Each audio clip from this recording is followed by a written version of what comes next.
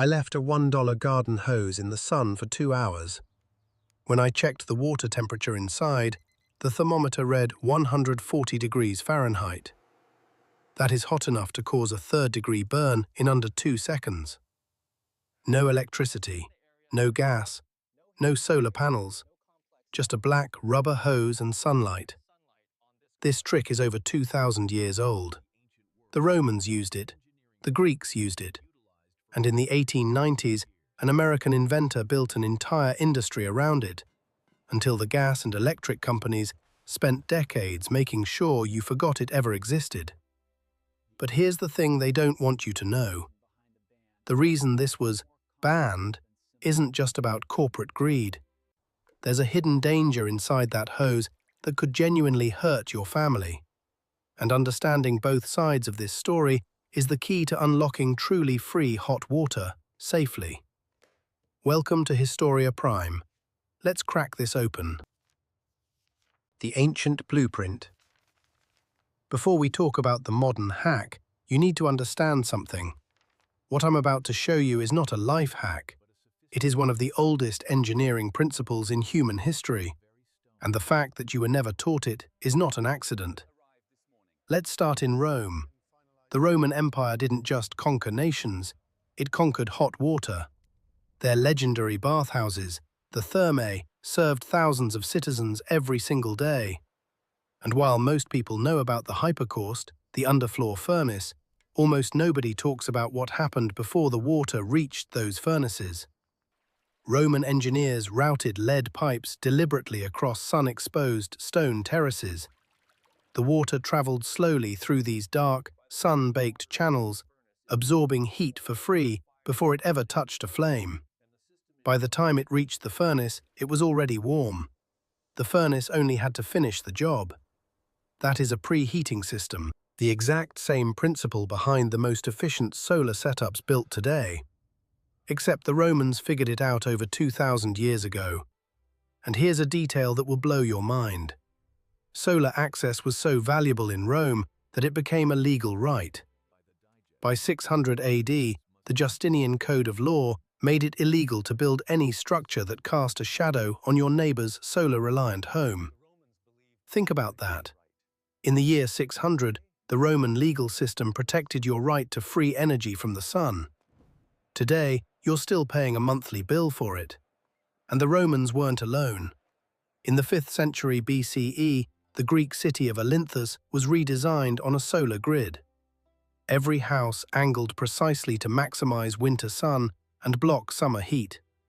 In North America, the ancestral Puebloans built their cliff dwellings at Mesa Verde into south-facing rock alcoves.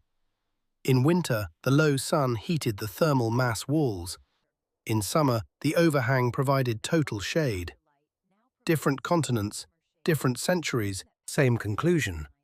Dark surfaces plus sunlight equals free thermal energy.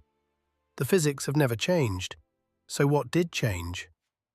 The man who almost freed America. The year is 1891. A tinsmith named Clarence Kemp stands in his Baltimore workshop. He isn't a professor. He isn't backed by a corporation. He's just a man who understands heat. He paints a metal tank matte black, places it inside a wooden box topped with a glass lid, fills it with cold water, and waits. By 2 o'clock in the afternoon, without lighting a single match or burning a lump of coal, the water inside is hot enough to scald skin. He calls it the Climax Solar Water Heater, and he starts selling it door to door.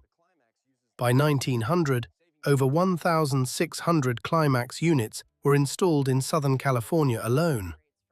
By 1941, roughly 60,000 solar water heaters were operating in Florida. Entire neighborhoods were bathing, washing dishes, and cleaning clothes using nothing but the sun. These systems were brilliantly simple, and many lasted 30 to 40 years without a single repair. Let me put that in perspective. In 1941, the average American household spent the equivalent of about $1,200 per year in today's money on water heating. 60,000 Florida families were spending zero. That is $72 million a year in lost revenue for the gas and electric companies. From one state. And the industry did not sit idle. The discovery of massive natural gas reserves in the 1920s gave the utility monopolies both the motive and the weapon. Here is how the erasure worked, step by step. Step 1. The gas industry lobby pressured state legislatures to rewrite residential plumbing codes. Passive solar heating methods were reclassified as non-standard. That single bureaucratic word was a death sentence. It meant no licensed plumber in the country could legally install a passive solar water system without risking their certification and their livelihood. Step 2. Utility companies funded massive advertising campaigns. The message was consistent and relentless. Solar heating is primitive, unreliable, and beneath the dignity of a modern American household. Why live like your grandfather when you can live like the future? Step 3. And this is the most chilling part. Trade schools systematically removed passive solar heating from their curriculum, entirely. By the 1950s, an entire generation of plumbers graduated without ever hearing the name Clarence Kemp. Think about that. It wasn't just forgotten, it was surgically removed from professional education. I reached out to a retired master plumber with over 35 years of experience and asked him about solar hose heating. His exact words were, "I went through 4 years of trade school and 20 years of continuing education, and nobody ever mentioned it. Not once." That is not an accident. That is a policy. The physics they can't lobby away. But here is what the industry forgot. You cannot lobby away the laws of physics. You cannot patent the electromagnetic spectrum. And you absolutely cannot stop sunlight from heating a black rubber hose full of water, no matter how many billions of dollars you spend. So let's break down exactly why this works. Because once you understand the science, no one can take this knowledge from you again. There is a principle in physics called Kirchhoff's law of thermal radiation. In plain language, it means this. A matte black surface absorbs over 90% of the sunlight that hits it. It wastes almost nothing. A white surface, by contrast, reflects most of that energy back into the sky. That is why your black car is an oven in summer and your white car is bearable. Same sun, different surface, radically different temperature. Now apply that to a hose. A standard 50-foot black garden hose holds about 1.3 gallons of water. Leave it coiled in direct sunlight on a dark surface for 2 hours on a summer day, and that water reaches between 120 and 140 degrees Fahrenheit. A 2019 study from the University of Arizona measured water inside black polyethylene tubing in desert sunlight hitting 152 degrees Fahrenheit, hot enough to cause a third-degree burn in under 2 seconds. No reflectors, no insulation, no moving parts. But here is where it gets interesting for the builders and engineers watching this. There is a fierce debate in the DIY solar community. Should you coil the hose tightly or leave gaps between the loops? Physics gives us a clear answer. Research into polytube solar heaters shows that loose-spaced designs, where the tubes are separated by about 1 tube diameter, capture up to 60% more energy per meter of pipe than tightly packed coils. Why? Because of something called fractional scattering. Sunlight that hits the mounting surface between the tubes bounces back up onto the sides of the hoses, giving you extra heating surface for free. You are essentially turning the gaps into mirrors. The practical setup is dead simple. Elevate a loose-spaced coil of black hose on a south-facing roof or a tilted sheet of painted plywood. Let gravity feed the water through. No pump needed. The sun does the work. The average American family of 4 spends between $400 and $600 per year on water heating. That is $4,000 to $6,000 over a decade. A garden hose costs $1. The math is obscene. It sounds like the ultimate victory for the common person against the utility machine. But before you run outside and start building, I need you to hear what comes next. Because if this video ended right here, and you went and did this tomorrow, you could be putting your family in real danger. The hidden killers inside the hose. This is where the story of the greedy plumbing industry hits a wall, a terrifying life or death wall. Because while it is absolutely true that utility companies wanted to kill solar heating to protect their profits, the modern building codes that deleted the garden hose method also exist for a reason that might save your life. Let's start with the first threat: chemical poisoning.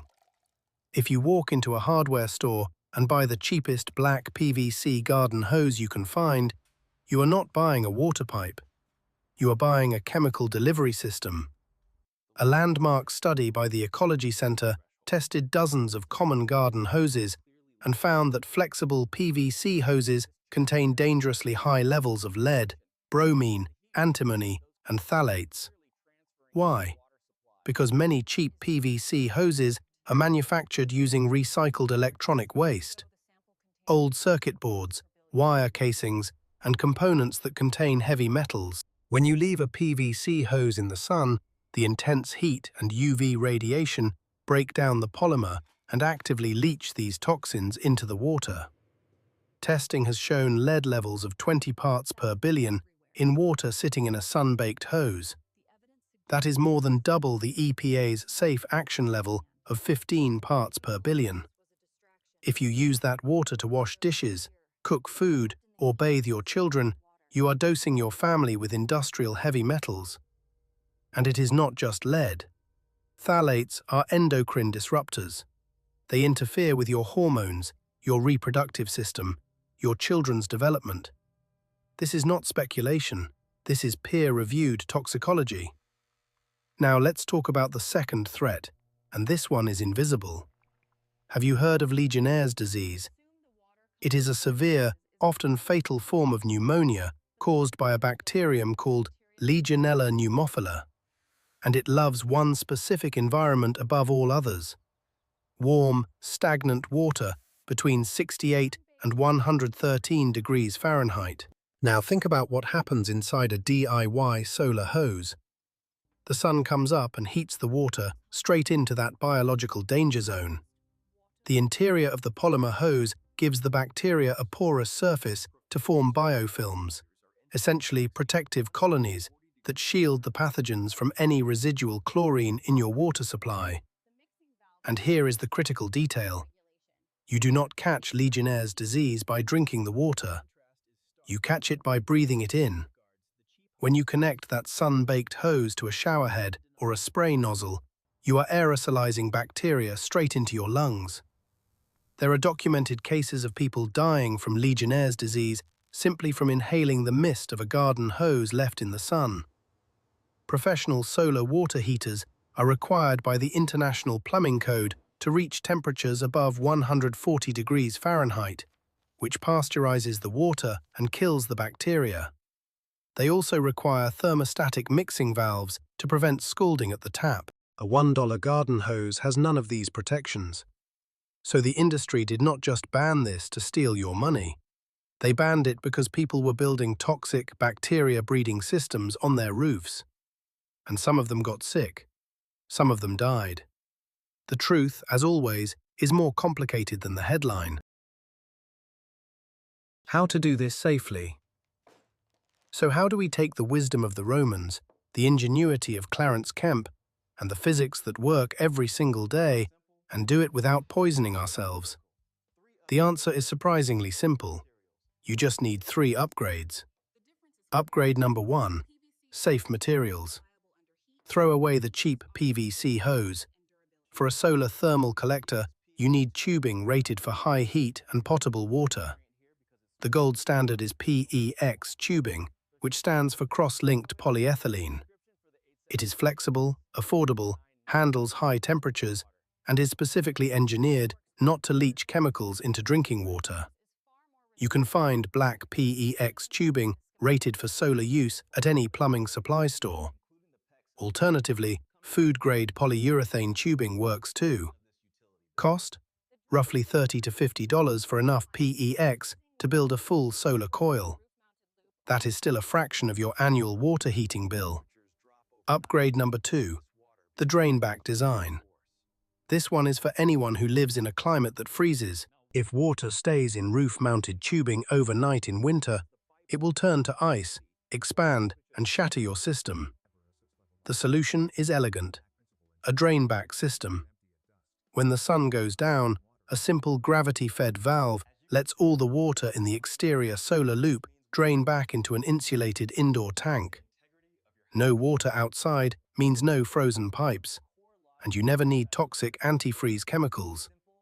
This is the same principle used in professional solar thermal installations. You are just building a simpler version. Upgrade number 3, the preheater strategy. And this is the real genius. Here is the smartest way to use this system. Do not try to replace your water heater. Use the sun to assist it. Coil your PEX tubing in a sunny south-facing spot.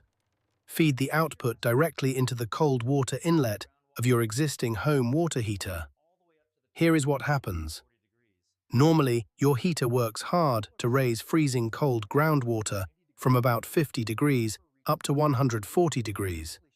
That is a 90-degree climb. But if your solar coil preheats that water to 90 degrees or higher before it enters the house, your heater barely has to turn on. You cut your energy load by 50 to 80% instantly. And because the water ultimately passes through your regulated indoor heater, which maintains 140 degrees, any Legionella bacteria are completely killed. You get safe, clean, hot water, even if it rains for a week. The sun does the heavy lifting. Your heater is just the safety net. That is $30 in materials to cut your water heating bill in half. For most families, that is $200 to $300 saved every single year. The system pays for itself in the first month. Conclusion. The story of the black hose is really a story about us. About what happens when ancient knowledge meets modern industry, when self-sufficiency threatens corporate revenue, and when safety regulations protect us, but also, sometimes, keep us dependent. The physical truth is absolute. The sun rains down free thermal energy every single day, and it has done so for 4.6 billion years. Dark surfaces capture it. Water stores it. The ancient builders knew this. Clarence Kemp proved it could work at scale. And now you know exactly how to do it safely. The utility industry erased this knowledge to protect a $60 billion empire. But the building codes that enforce that erasure also protect us from real dangers: heavy metal poisoning, invisible bacteria, frozen pipes. Both of those things are true at the same time. To be a true modern survivor, to truly master your environment, you cannot just copy a viral internet hack, and you cannot just accept paying someone for what the sun gives you for free. You need both: the ingenuity of the ancients and the science of the present. 2,000 years ago, Roman law protected every citizen's right to sunlight. Today, you pay a bill every month for what the sun delivers to your roof for free. The only question is, are you going to keep paying? If this opened your eyes, hit subscribe and share this with someone who is tired of paying for what the sun gives away for free. We have many more secrets to uncover. Until next time, keep questioning, keep building, and stay independent. This is Historia Prime.